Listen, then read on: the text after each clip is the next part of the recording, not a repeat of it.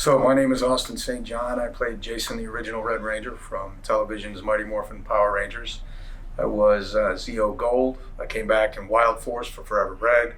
I came back in Beast Morphers for a two-part episode with Rory and the crew from Beast Morphers. And I also doubled as Kimberly's stunt double. Was that in the Turbo movie? You got to figure out where it is. There's an Easter egg. Okay, so I mean, this is the question I've been asking everyone else, but it's, is there a particular memorable, like funny or just all around memorable moment that sticks out to you from your time working on the show? I think probably the original on-air pilot will always be the most special for me because I was, at 17, I was trying to figure out what a leader was, and I had experience in the martial arts.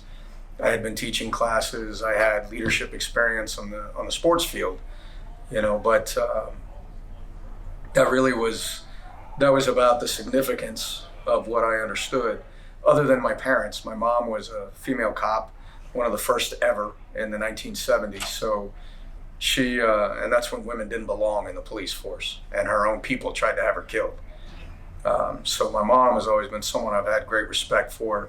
My father was a Mustanger in the Marine Corps, enlisted, got out and went to college. I watched him go to school at night, typing on triplicate. Y'all don't even probably know what that is. And now you're like word processor, erase, delete, there's a whole new paragraph.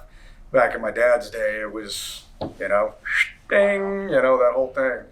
And so I watched him go to school at night, and then he got his officer, and he had one heck of a career in the Corps. So I modeled what I understood of leadership based on both of my parents, and they were both, they weren't loud, they didn't flaunt, they weren't gaudy, they weren't all about the bling, they didn't need the attention. They were the strong, silent type. And that was like every sensei or sifu I had trained under, and that was how I modeled Jason, was to walk softly and carry a really big stick. First of all, thank you for your time as an EMT in Afghanistan. Coming back, what was it like for you to experience the fandom that was now adults at these conventions? I think we all understand what job satisfaction is, right? And in fact, too many of us have had jobs where we had no satisfaction. I mean, I know we all get that at some point. My first job, I was 9 years old. I started mowing lawns. I had a paper route after that. I've been working since I was a kid. Nobody ever gave me anything. I've earned everything I've ever gotten. And this job is something that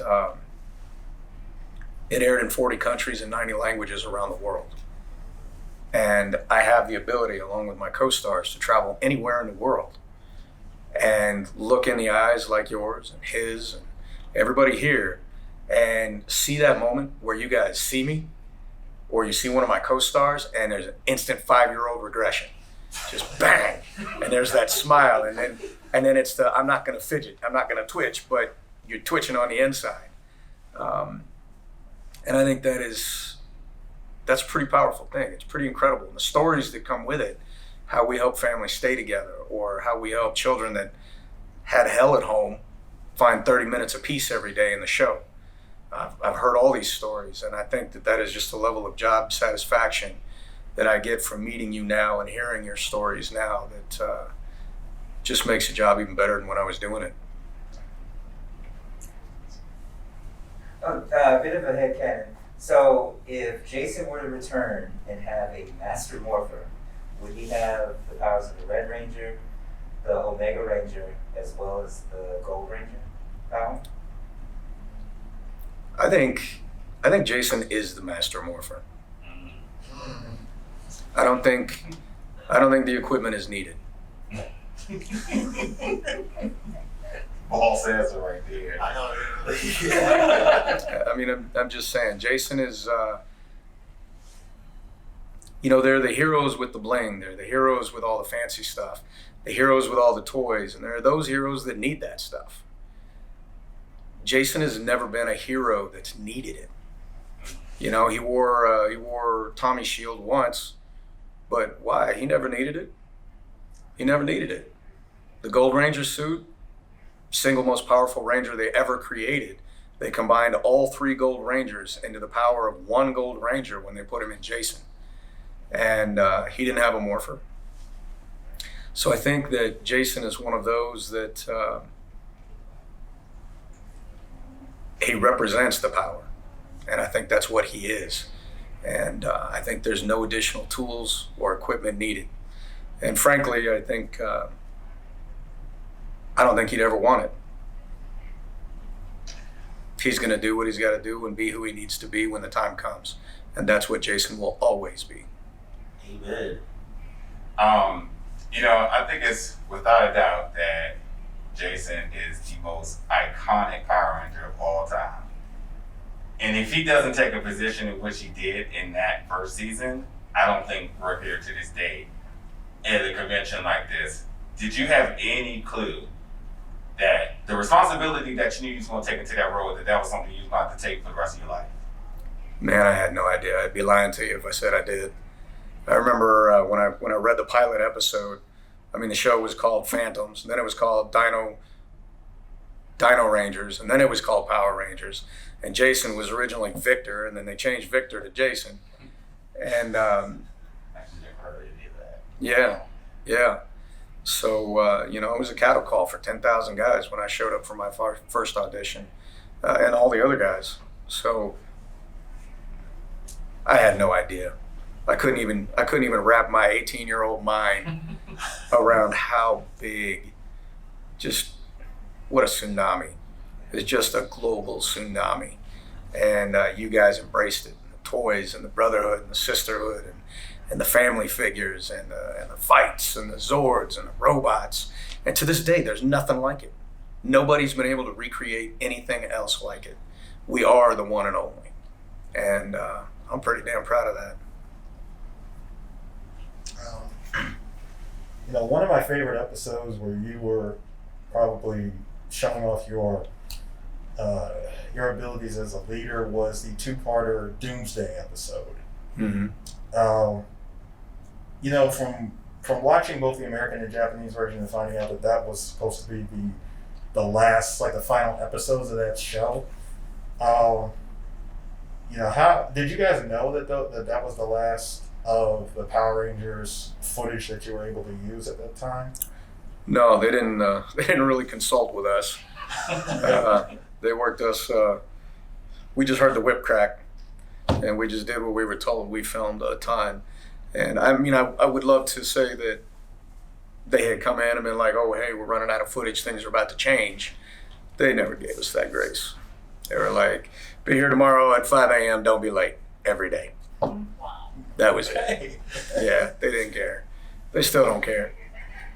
Kind of funny. Terrible side to the story, but it's all true. So. Yeah, so everybody that's always played like the hero, there's always that moment where they're like, hey, I want to play a villain and stuff. And you had like a moment for like maybe 2 minutes in the Turbo movie where you went evil and stuff. Was that something like low key you were kind of like, I kind of want to do that? Or was it Oh, yeah. Oh, okay. Oh, yeah. Absolutely. Look, I mean, how many movies have we all seen? The bad guys have all the fun. Yeah. Right? And I love Jason. I'm proud of Jason. I will not change him. Well, I got some ideas on things I'm working on for the future, but we're not going to talk about that yet. To come back and to be able to be evil and have that fun, unmorphed again, and It was a moment. it was a moment. Yeah, people, I can't tell you how many kids came up to this day, big kids now, and are like, oh my God, when you just like beat everybody up, and like, we thought you were going to kill Tommy, and it's like, I mean, well, when you choking them, it was like, is that real? Is this happening right now? yeah. I think, you know what, if you look at Batman in the 60s, it was pow, bang, boom, cheesy, it was a ton of fun, but it was, the Batmobile, and Robin was corny, and, that's what it was. But now look at Batman, and you have the Dark Knight, and you have this darker, just more adult visceral feel, heroes and anti-heroes and stuff like that. I would love to see a version, an iteration of that for us, the adults. I would love to see what would the Rangers be? Would we even be Rangers? Would we walk away? You know, the Omega Ranger, parallel universes, Trini and Jason were making out, we swapped suits. I mean, that's cool, but what if it was dark? That would be awesome. So if Jason could come back somewhere, you know, what about King Tyranno? That's been a big one out there. Is King Tyranno evil? Is he not? Is the Omega Ranger, what's he? I mean, the word Omega itself, there's nothing bigger. Like, it's Omega. You know what I mean? So I feel like they choose words for Jason and now Walter and Trini that are heavy. So I don't know. I would love to come back and do something evil because that's just fun, especially if there's a cute girl involved. But you know, One technically does exist. we'll see what happens. All Yeah. right, speed round time. All right, then. What is a favorite recipe that you like cooking with the family? Well, my 8-year-old is all about his macaroni. That boy, man, he's gonna bleed macaroni if he gets a cut.